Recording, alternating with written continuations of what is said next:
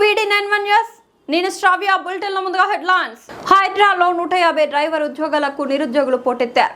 దాంతో శనివారం ఉదయం సరూర్ నగర్ స్టేడియం దగ్గర తోపులాట జరిగింది.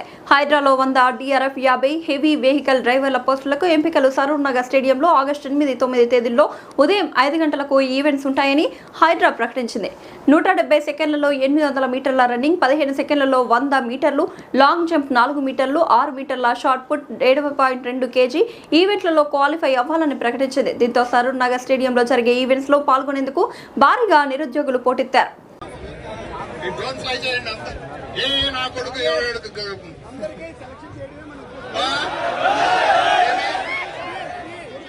ఐడెంటిఫై చేస్తాము.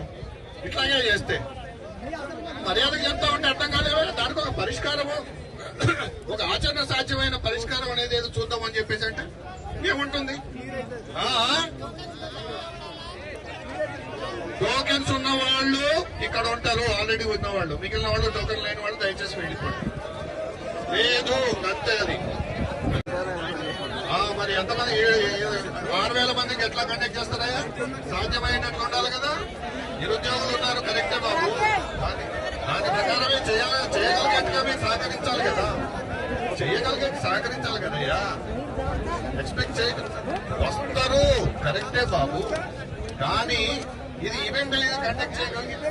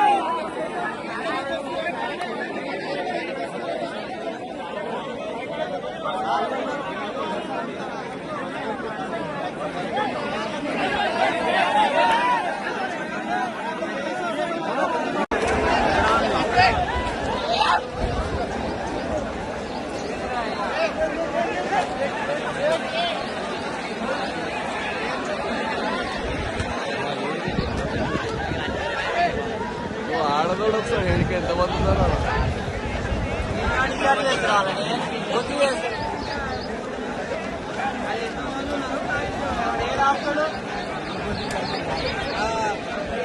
పెట్టేదో సిస్టమేటిక్ పెట్టాలని.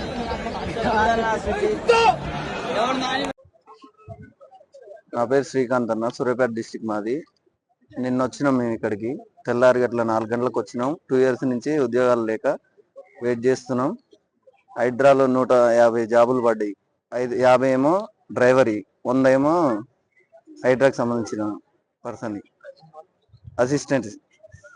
అంతే అంతే చెప్పున్నా. ఇంకా సూర్యాపేట నుంచి మేము 10 మంది వచ్చినాం అన్న. 4 గంటలకు వచ్చినాం. ఇక్కడ కండక్ట్ చేస్తామన్నారు, చేయలేదు. వెయిట్ చేసినాం బయట. కొంచెం అల్లర్లు అయినాయి. వెనక కొంచెం చిట్టీలు టోకెన్ దగ్గర సిబ్బంది సరిగ్గా లేక ఇబ్బంది అయింది. ఈవెంట్ కండక్ట్ చేస్తానికి 500 ఇచ్చిర్రు ఈ రోజు. రేపటికి మళ్ళీ 500 ఇచ్చిర్రు. ఈ రోజు 3ంటికి స్టార్ట్ చేస్తారండి. మార్నింగ్ తొక్కిసలాట పోలీసులు లాఠీ చార్జ్ ఏం చేయలేదు. వీళ్ళే వాళ్ళు సీరియల్ మెట్రా అంటే కొంతమంది ఆకతాయిలు ఉంటారు కదా యువత అన్నప్పుడు, ఇక వాళ్ళే గొడవకు సృష్టించారు. అదేం లేదు, కొట్టడం అసలు ఏం చేయలేదు. పోలీసులే రాలేదు, మామూలుగా క్యూ పద్ధతిలో వచ్చారు. వాళ్ళే పక్కన వచ్చి నెట్టేయడం జరిగింది.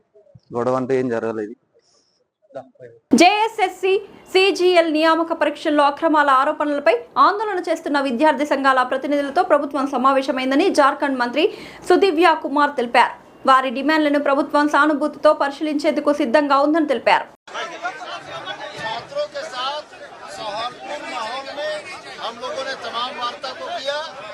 छात्रों की मांगों को हम लोगों ने समझा।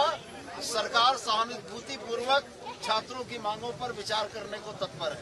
కాకినాడ నెలలో ఫీజు కట్టలేదంటూ కాలేజీ యాజమాన్యం ఒత్తిడి తెచ్చిందనే ఆరోపణల మధ్య శ్రీ చైతన్య జూనియర్ కాలేజీకి చెందిన ఇంటర్ ఫస్ట్ ఇయర్ విద్యార్థి అరవింద్ 17 సంవత్సరాలు ఆత్మహత్య చేసుకున్నాడు. ఘటనపై ఆగ్రహించిన కుటుంబ సభ్యులు స్థానికులు కాలేజీలో ఫర్నిచర్ ధ్వంసం చేయడంతో పాటు ప్రిన్సిపల్ పై దాడికి యత్నించగా ఉద్రిక్తత నెలకొంది.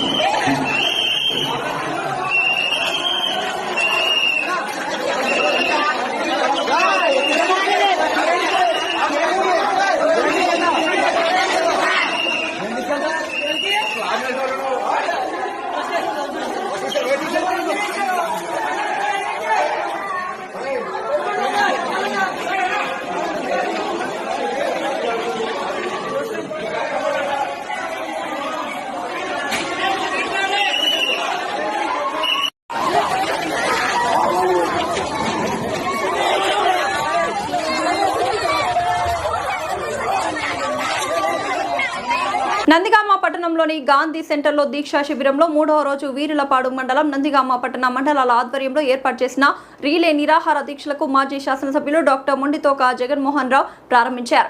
మాజీ ఎమ్మెల్యే మాట్లాడుతూ చంద్రబాబు లోకేష్లకు సమాధానం చెప్పే దమ్ము ధైర్యం లేక విద్యాశాఖ డైరెక్టర్తో ఏవేవో మాట్లాడిస్తున్నారు. అసలు క్రీడా కోటలో ఏ ప్రాతిపదికన ఉద్యోగాలకు ఎంపిక చేశారో ఇప్పటికీ సరైన సమాధానం చెప్పట్లేదు. సర్టిఫికెట్లు పరిశీలన 1:1 నిష్పత్తిలో పిలిచామని చెప్తున్నారు. హారిజెంటల్ రిజర్వేషన్ అంటారు. 1:1 నిష్పత్తిలో పిలిచాక ఉద్యోగం ఇచ్చినట్లు కాదని అంటారు. అభ్యంతరాలు లేనప్పుడు ఎంపికైన అభ్యర్థులకు ఉద్యోగాలు ఎందుకు ఇవ్వలేదని ప్రశ్నించారు. విద్యార్థుల్లో రామాయణ మహాభారత విశిష్టతను తెలియజేసేందుకు వజ్రోత్సవ భారతి పోటీలను నిర్వహిస్తున్నట్లు నిర్వాహకులు తెలిపారు. సోమాజిగూడ ప్రెస్ క్లబ్ లో పోటీలకు సంబంధించిన బ్రోచర్ను సాత్విక్, సూరి రామనాథ శాస్త్రి, మల్లాది రామనాథ శాస్త్రి, వెంకన్న శర్మలో ఆవిష్కరించారు.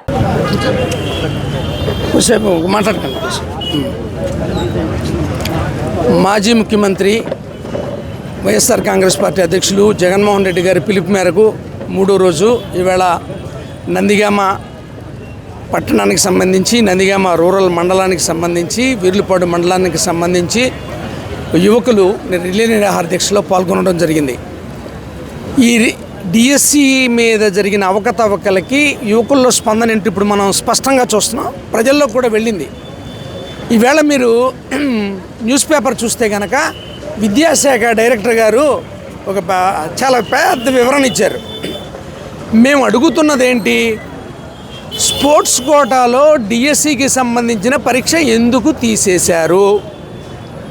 ఇంతకుముందు ఉన్న పరీక్షని తీసేస్తూ జీవో ఎందుకు ఇచ్చారు? ప్రక్రియ పూర్తయిన తర్వాత మళ్ళీ జీవో వెనక్కి ఎందుకు తీసుకొచ్చారు? ఇది చెప్పాలి కదా. ఇది చెప్పట్లే. అలాగే ఏ ప్రాతిపాదికన స్పోర్ట్స్ కోటాను ఫిల్ చేశారు? నిజమైన క్రీడాకారులకి అది ఫిల్ చేశారా లేదా?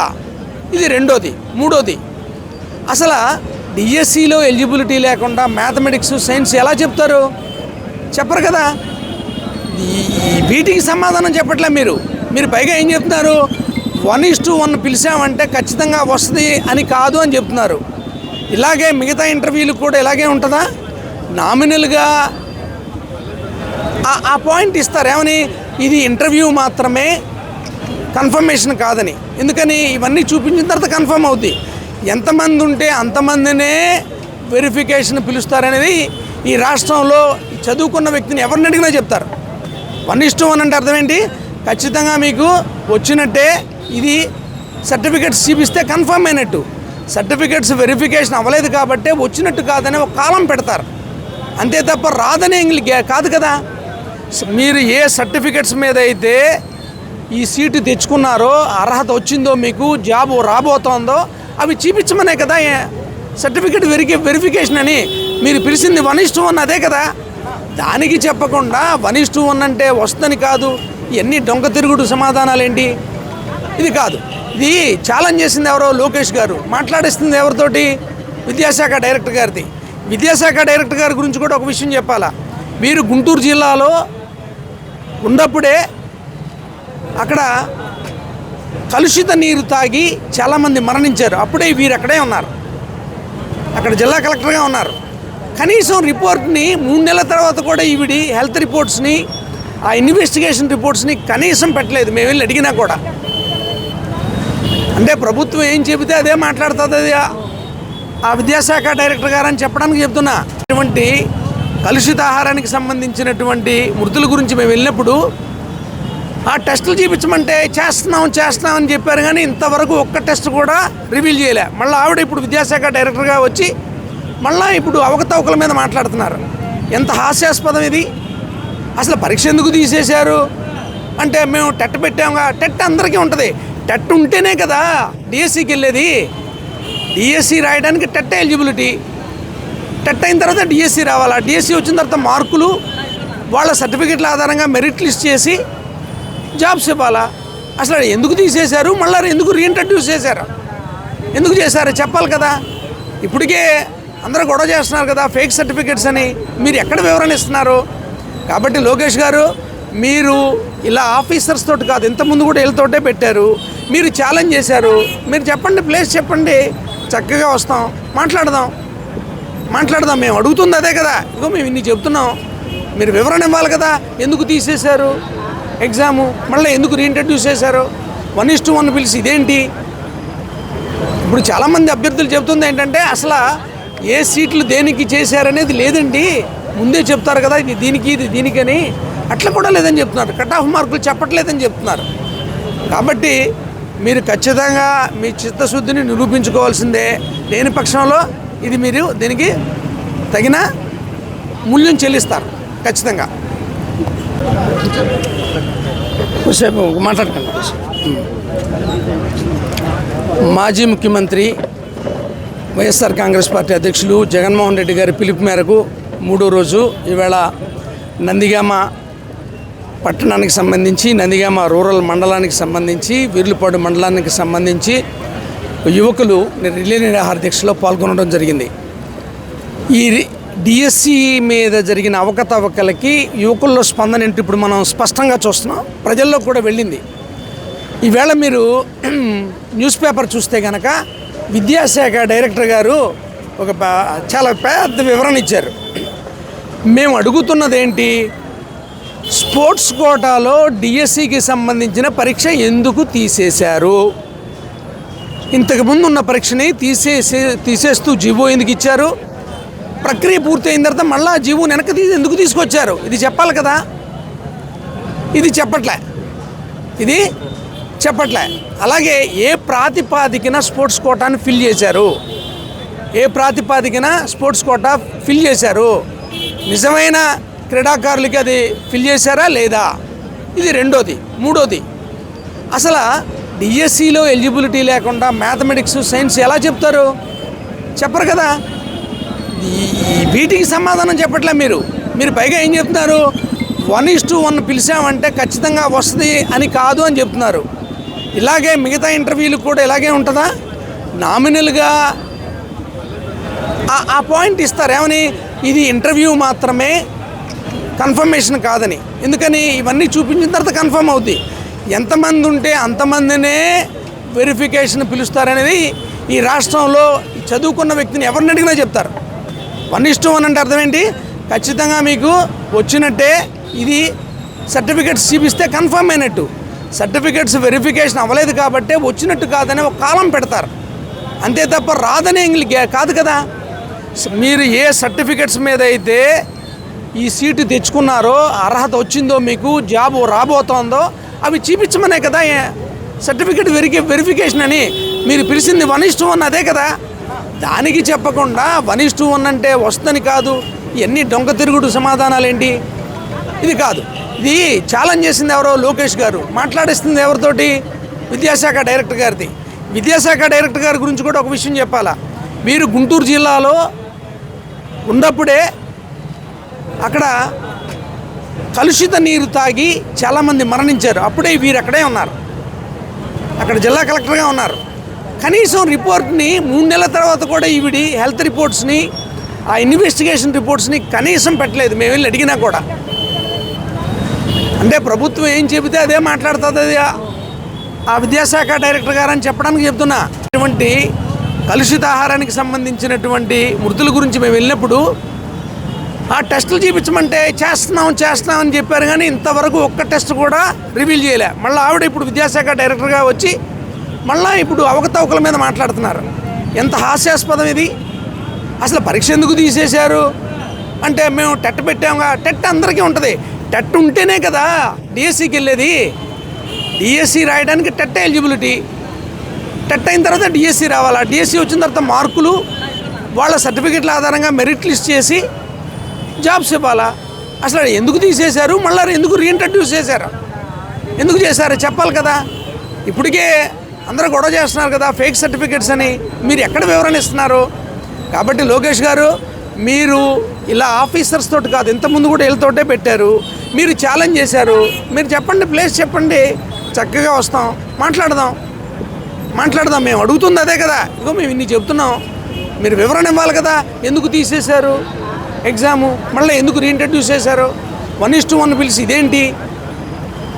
ఇప్పుడు చాలామంది అభ్యర్థులు చెబుతుంది ఏంటంటే, అసలు ఏ సీట్లు దేనికి చేశారనేది లేదండి, ముందే చెప్తారు కదా, ఇది దీనికి ఇది దీనికని.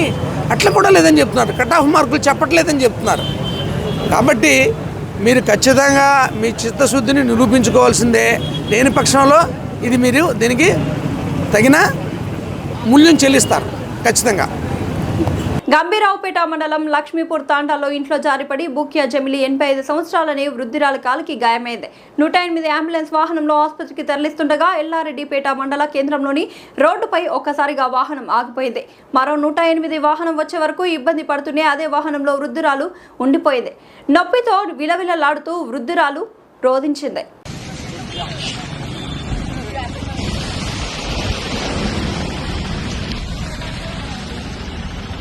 అన్న కొంచెం తొందరరా.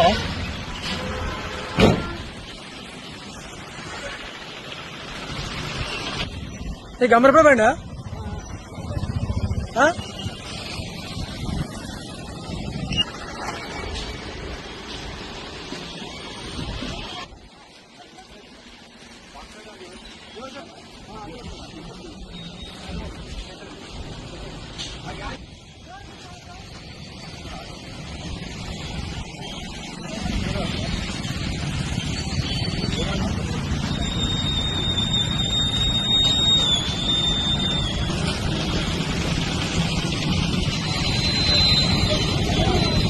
బ్యాంకాక్ సమీపంలోని డెప్సిరిన్ నాంతాబూరి పాఠశాలలో ఈ ఘోరం చోటు చేసుకుంది. తుపాకీతో విచక్షణ రహితంగా కాల్పులు జరిపిన విద్యార్థి కూడా మరణించినట్లు అధికారులు తెలిపారు.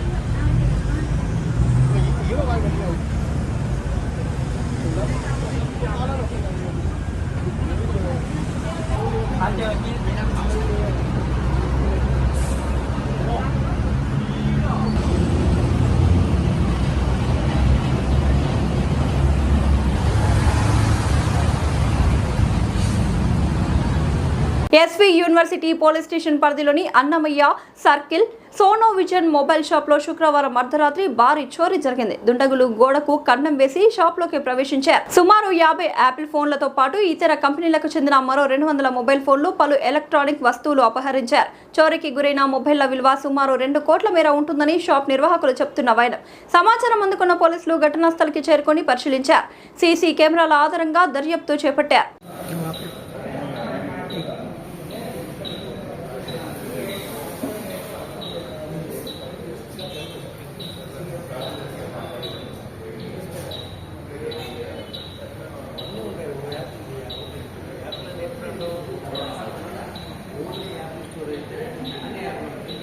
శ్రీ విద్యా సంకల్ప్ హై స్కూల్ బాలాజీనగర్ కొర్రముల నారపల్లి ప్రాంతంలో నర్సరీ నుండి 10వ తరగతి వరకు అడ్మిషన్లు ప్రారంభం. విద్యార్థుల సమగ్ర అభివృద్ధిని దృష్టిలో ఉంచుకొని ఆధునిక సదుపాయాలతో మా పాఠశాల ముందంజలో ఉంది. ఇంగ్లీష్, మ్యాథ్స్, సైన్స్ ఒలింపియాడ్ పరీక్షల్లో 41 గోల్డ్ మెడల్స్ సాధించిన ఘనత. అనుభవజ్ఞులైన ఉపాధ్యాయులు, ప్రతి విద్యార్థికి individual attention. Science, maths, English ల్యాబ్లలో హ్యాండ్స్ ఆన్ ప్రాక్టికల్ లెర్నింగ్, విశాలమైన ప్లే ఏరియా, ఇండోర్ మరియు అవుట్డోర్ గేమ్స్, పఠన అలవాటును పెంపొందించే సమృద్ధమైన లైబ్రరీ, పటిష్టమైన సేఫ్టీ మరియు సెక్యూరిటీ వ్యవస్థ, విద్యార్థుల్లో క్రమశిక్షణకు ప్రాధాన్యం, ఇంగ్లీష్ లాంగ్వేజ్పై ప్రత్యేక శ్రద్ధ, అందమైన హ్యాండ్ రైటింగ్ అభివృద్ధి. మీ పిల్లల భవిష్యత్తుకు బలమైన పునాది వేయాలనుకుంటే శ్రీ విద్యా సంకల్ప్ హై స్కూల్ సరైన ఎంపిక. అడ్మిషన్లు కొనసాగుతున్నాయి. వెంటనే సంప్రదించండి. Phone number 9392993669 or 9392736936.